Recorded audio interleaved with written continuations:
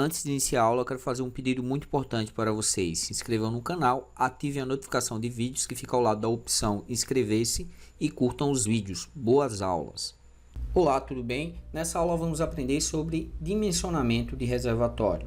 O reservatório faz parte do sistema de água fria, logo precisamos atender a requisitos e exigências da norma de instalação de água fria, a NBR 5626.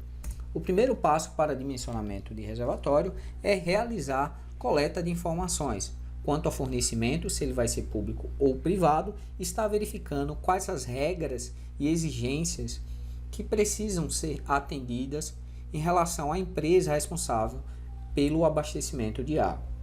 Preciso verificar também nessa minha coleta de informações qual sistema de abastecimento vai ser implantado na minha edificação, se vai ser direto, indireto ou misto. Direto, quando meus pontos de utilização são abastecidos diretamente pela rede de abastecimento de água. Indireto, também conhecido por sistema de abastecimento de gravidade, quando eu utilizo reservatórios.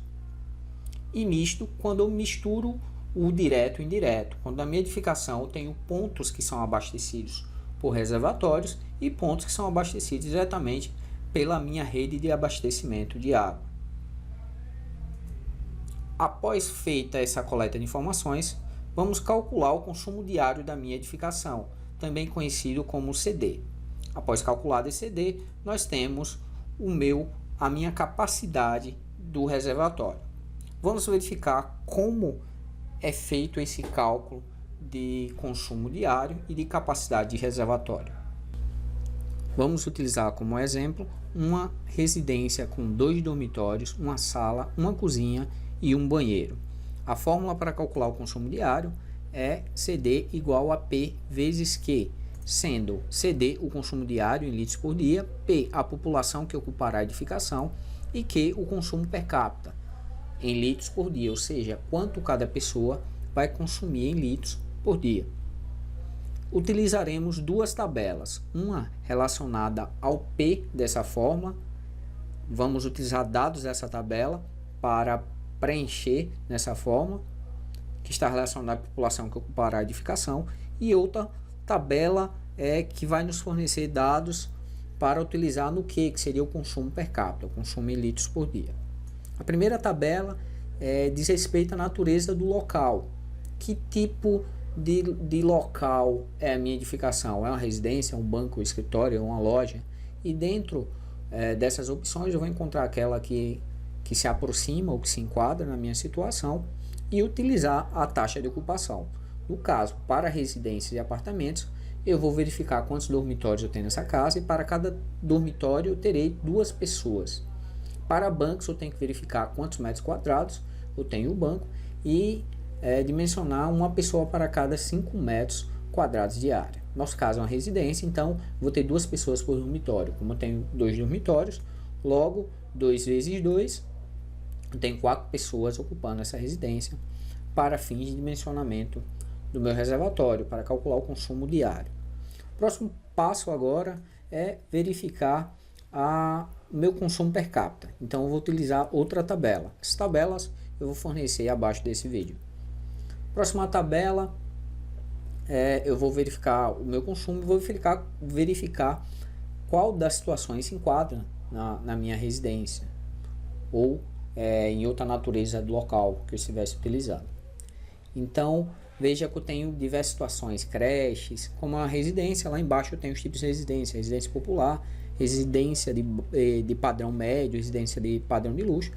Essa residência é uma residência popular. Então, eu vou utilizar esse dado aqui, 150 per capita, ou seja, 150 litros por dia. Então, o meu Q vai valer 150 litros por dia. O que eu vou fazer agora é multiplicar o P vezes Q.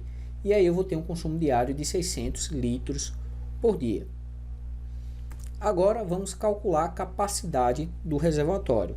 A norma diz que meu reservatório ele tem que ser calculado para 2 dias. Se eu tenho um consumo diário de 600 litros, eu tenho que calcular o meu reservatório para 2 dias, ou seja, 600 vezes 2. Então, minha capacidade de reservatório vai ser CD vezes 2. Então, eu vou ter que dimensionar um reservatório de 1.200 litros. Calculado o consumo diário da edificação e a capacidade do reservatório, vamos para o quarto passo, que é verificar a necessidade de reservatório inferior. Essa situação é necessária para edificações com 3 ou mais pavimentos, no qual a pressão da minha rede de abastecimento não é suficiente para abastecer os pontos de água fria em pavimentos cuja altura seja maior que 9 metros. Nesse caso, a norma recomenda que o meu reservatório seja dividido em dois, um reservatório inferior e um reservatório superior, sendo que o meu reservatório inferior tem 60% da capacidade do meu reservatório, que foi dimensionada, como vocês viram anteriormente, e o superior responsável por 40% da capacidade. Nesse caso, eu preciso utilizar bombas, já que eu preciso mandar a água do reservatório inferior para o reservatório superior. O quinto e último passo para o dimensionamento do reservatório é em relação à reserva de incêndio. A reserva de incêndio tem uma norma específica, que é a NBR 13714. Preciso verificar as exigências e requisitos dessa norma. E como é um caso bem mais específico, eu vou estar fazendo uma aula só para calcular a reserva de incêndio. Vai ser a minha próxima aula. Então, curtam e se inscrevam no canal. Foi uma aula básica resumida sobre dimensionamento de reservatório. Espero que vocês estejam gostando das aulas e até a próxima. Bons estudos!